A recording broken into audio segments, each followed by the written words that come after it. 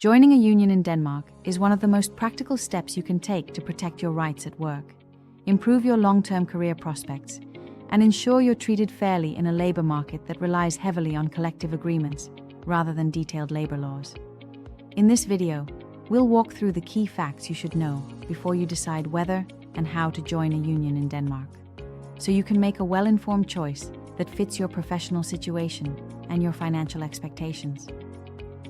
To start with the basics, Denmark has what's often called the flexicurity model, where it is relatively easy for companies to hire and fire, but employees receive strong protection through collective agreements negotiated by unions. This means that a lot of what actually governs your pay, working hours, holiday rights, overtime compensation, and even training and development opportunities is not written directly into law, but instead into agreements between unions and employer organizations. As a result, joining a union is less about politics and more about securing access to those negotiated conditions and to professional support when you need it. For many workers, especially if you are new to Denmark or not fully familiar with local rules and workplace culture, being part of a union can significantly reduce the risk of misunderstandings or unfavorable employment terms. One central point to understand is that union membership in Denmark is voluntary. Your employer cannot force you to join a union, and they also cannot legally punish or discriminate against you for being a member or for choosing not to join. In practice, some sectors have strong traditions, and there can be informal expectations, but from a legal standpoint, the decision is yours. When considering membership, you should first identify which union is relevant for your profession or industry, because Danish unions are typically organized along sectoral or occupational lines. For example, there are unions that focus on academics and professionals, others that focus on industrial workers, and still others that specialize in sectors like retail, hospitality, IT, healthcare, or the public sector. The right union for you will be the one that negotiates the collective agreements covering your job function and employer, and that understands the specific challenges and norms within your field. Choosing the right union matters because it affects the negotiated conditions you benefit from, the kind of legal and career support you can access, and the level of membership fees you will pay. Speaking of fees, cost is another key factor. Union membership in Denmark typically involves a monthly fee that varies by union and by your income level. You should expect the fee to cover access to legal advice on employment issues, assistance with contract reviews, support in case of disputes or dismissals, and often additional services such as courses, networking events, and sector-specific labor market insights. While the fee is a real cost, it can often be offset by the tangible benefits the union secures for you, such as higher negotiated wages, better pension contributions, and stronger protections in case of restructuring or downsizing. In many cases, especially if you ever face a conflict with your employer, a single legal case handled by the union can repay years of membership fees. A closely related point is the distinction between a union and an unemployment insurance fund, known in Denmark as an A-kasse. The A-kasse is what gives you access to unemployment benefits if you lose your job and meet certain criteria, while the union is what represents you in negotiations and workplace matters. Many unions have affiliated A-kasse, but they are legally separate entities. You can be a member of one, the other, or both. For most professionals, combining a relevant union with an appropriate A-kasse provides the most comprehensive safety net, ensuring both representation while you are employed and income support if you are unemployed. When you consider joining, it's worth reviewing both what the union offers and which A-kasse aligns best with your employment profile, especially if you are an international worker or on a temporary contract.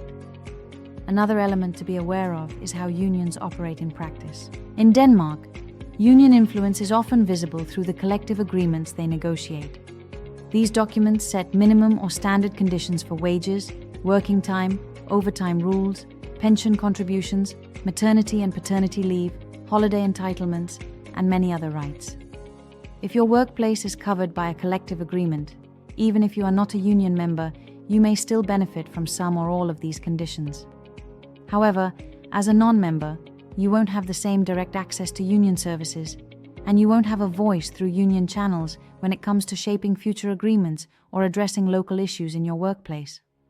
In addition, if there is no collective agreement in place at your company, unions can play a central role in negotiating one, and employees joining together in a union can be a key driver in that process. For international employees, there are some specific considerations.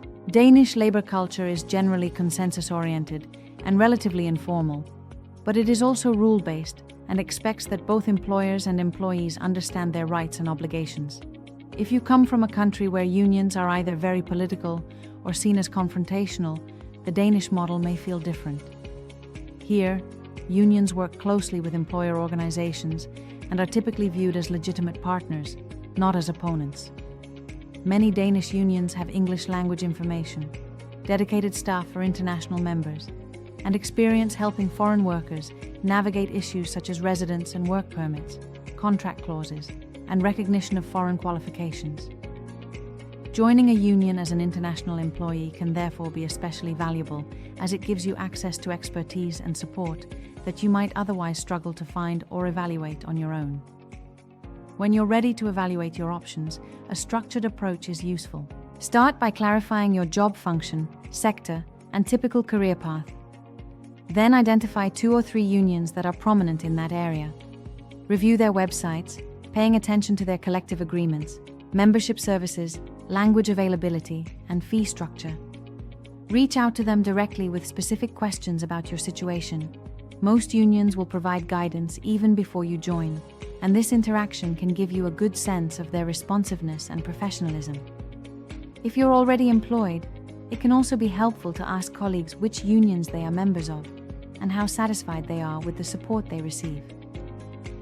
This informal feedback, combined with your own research, will help you make a decision that balances cost and value in a way that works for you.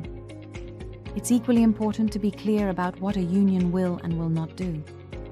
A union can review your employment contract before you sign it, advise you on whether the terms are standard or unusual for your industry, and suggest changes that better protect your interests. It can represent you in disputes with your employer, help you understand your rights in cases of dismissal or disciplinary action, and, if necessary, take legal steps on your behalf. Many unions also offer career counseling, salary benchmarks, and support in negotiations when you change jobs or seek a promotion. However, a union does not guarantee job security in every circumstance, and it cannot prevent all negative outcomes. Redundancies, restructurings, and business closures still happen. What the union does is ensure that these processes follow agreed rules, that compensation terms are fair, and that your voice is represented in discussions that affect your work and livelihood. As you weigh the decision to join, one practical consideration is timing.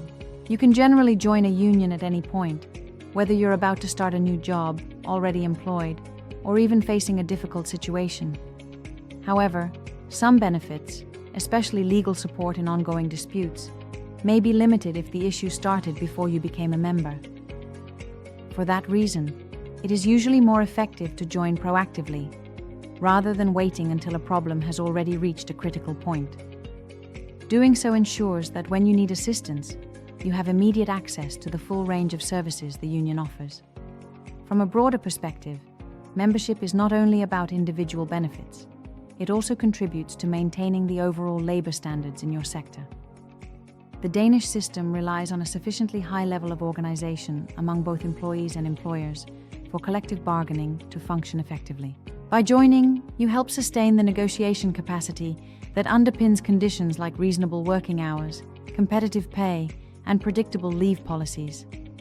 To conclude, joining a union in Denmark is fundamentally a strategic decision about how you want to manage risk, support your career, and engage with the framework that shapes working life in the country.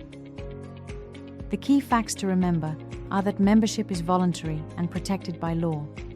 Unions negotiate much of what actually governs your working conditions. The right union depends on your profession and sector. Membership fees should be evaluated against the concrete value of legal, professional, and financial support. And combining union membership with an appropriate AKase often provides the strongest overall safety net. If you are working in Denmark or planning to do so, Taking the time to understand your union options and making a conscious choice, rather than leaving it to chance, is one of the most effective ways to safeguard your interests and position yourself for a stable, rewarding career in the Danish labor market.